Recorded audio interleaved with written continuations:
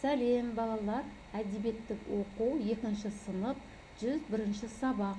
Тақырыбы екі қаз бен бақа. Кейіпкердің іс-әрекетін бағалайсың, мәтіннің мазмұнына жоспар құрады. Сұрақтарға жауап беру: құстар қалай саяхаттайды? Құстар қай мезгілде және қай жаққа? Қарлығаш күз айында оңтүстік Америкаға ұшады. Қара торғай күзде Франция, Италия еліне ұшады. Жабайы үйрек күзде Египетке. Аққу суық түсе бастағанда Еуразия, оңтүстік Америкаға. Жабайы қаздар күзде Қырымға. Көкек бұлбұл шілденің орта кезінде Африкаға ұшады екен. Ендеше бүгінгі біздің тақырыбымыз балалар екі қаз бен бақа. Ол үшін қазір бейне баянға назар аударыңдар. Орыс ертегісі. Ертеде бір бақа болыпты. Ол батпақта тұрыпты. Бір күні ол өзен жағасында отырды. Сол кезде жағаға үйректер қонды. Жол алыс, деді бір үйрек. Тез тамақтаныңдар, сосын ұшамыз. Оны бақа естіді. Кешіріңіз, қай жаққа ұшасыздар, деді бақа. Оңтүстікке. Ол жақ жылы ма, шыбын-шіркейі, масасы көп пе? деп сұрады бақа. Иә, көп, деді үйрек. Онда мені ала кетіңдер. Сенің қанатың жоқ, қалай ұшасың? Білмеймін, бірақ тұра тұрыңдар, мен ойланайын, деді бақа. Біраз ойланып алған соң, таптым деп айғай салды. Екі үйрек таяқтың екі ұшынан істейді, ал мен ортасынан істеймін. Бірақ сендер қаңқылдамаңдар, ал мен бақылдамаймын. Жарайды, деді үйрек. Сөйтіп олар ұшты. Бұл өте қызық көрініс болды. Оны балалар да көрді. Бақаны қараңдар, бақаны қараңдар, деп айқай салды балалар. Қандай қызық, бақа ұшып бара жатыр. Бақа мақтанып келді. Иә, мұны мен ойлап таптым, мен, деген кезде бақа шалшыққа құлап түсті. Балалар, жаңа сендер бейне баяннан екі қаз бен бақа туралы естіп көрдіңдер. Енді өздерің әдебиеттік оқудан ашып, диалог ретінде бір-бірімен оқыңдар. Енді алдымен біз мынандай сұрақтарға жауап берейік. Қаздар қайда ұшпақ болды? Қаздар жылы жаққа ұшпақ болды. Енді балалар, ертедегі бақа қандай екен?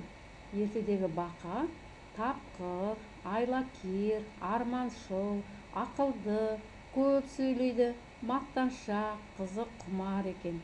Әрине осының барлығын тапқырлығы, ақылдылығы, мысалы оның таяқты ойлап табуы. Қаздармен көп сөйлеседі, жаңа саяхатқа шығуға әуестенеді, арманы болатын.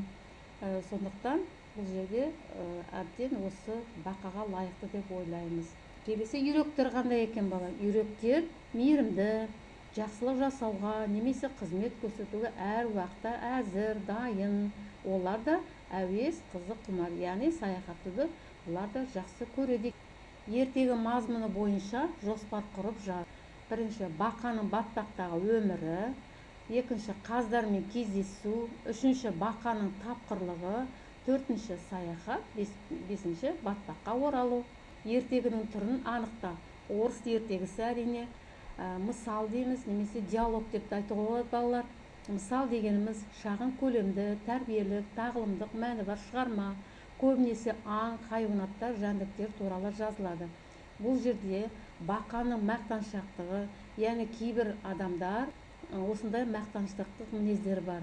Сондықтан мысал дегеніміз жалғыз жәндіктер, хайуанаттар, өсімдіктер, жерде, көкте ұшатын құстар, осылардың барлығын мысал арқылы адамдардың бейнесін, яғни үйректердің мейірімділігін, жақсылық жасауға көмектесуге дайын екендігін, ал бақаның өзінің жаңағы мақтаншақтығын осы ертегіден байқаймыз.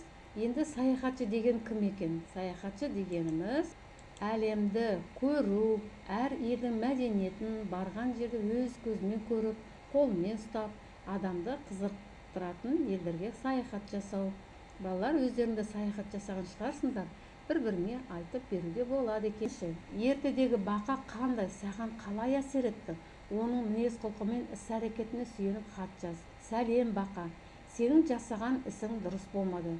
Себебі үйректер сенің ұшуыңды білмесе де, сөзіңді жерге тастамай, қанша ауыр болса да биікке алып ұшты. Балалардың сөзіне жауап бермесең де болады ғой. Сен өзіңді көрсеткің келіп, мақтаныш сезіміңді білдіріп қойдың. Сондықтан мақтаншақ болмай, шыдамдылық таныту керек еді. Сәлеммен әркім өзінің есімдерін жазуға болады екен. Мінекей суреттен де қарауға болады, жаңағы өздерің бейне материалдан көргендей. Енді осы мәтінді қорытындылай келе, бақа екі қаздың жақсылығын елемей мақтанамын деп өзіне қиянат жасады. Кейбір азаматтар бұл өмірде бақаға ұқсас, менмендік, өзінен басқаны менсінбейді. Ол адамды жақсылыққа апармайды. Түбінде бақа сияқты өз ісіне өкініп қалатын болады. Я балалар, осындай мәні бар, мағынасы бар шығармалардан өзіңе бір жақсы қасиеттерін алуға тырыс. Бүгінгі біз сабағымыз аяқтайық. Енді балалар, сабақты аяқтағаннан кейін бірнеше сұрақтарға жауап беріңдер. Ендеше ойын ойнап көрейік. Бүгінгі біздің ертегімізге байланысты сұрақтарға кәнекей кім жауап береді екен? Боулинг ойынын бастайық ендеше. Бірінші сұрақ. Бақа қай жерде өмір сүрді? Бақа біздегі қай жерде екен балалар? Батпақ жерде. Дұрыс екен. Келесі. Бақа қай мезгілде бақылдамайды? Күзде, қыста, көктемде, жазда.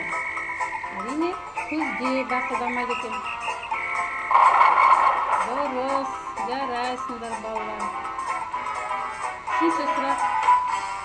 Бақа мен үйректер нені тістеп ұшты? Жіпті, таяқты, сымды, шөпті. Балалар, егер де біз қатесін айтсақ, ол баулингті жаңағы соқпайды екен. Яғни, мысалы жіп деп көрейік. Дұрыс емес, иә? Ендеше бізде таяқпен ұшқан болатын. Жарайсыңдар. Келесі сұрақ. Бақаның саяхаты қандай мінезі арқылы аяқталмады? Мейірімді, ақылды, мақтаншақ, төзімді. Әрине, мақтаншақ. Жарайсыңдар балалар, керемет. Барлық сұраққа жауап беріңдер.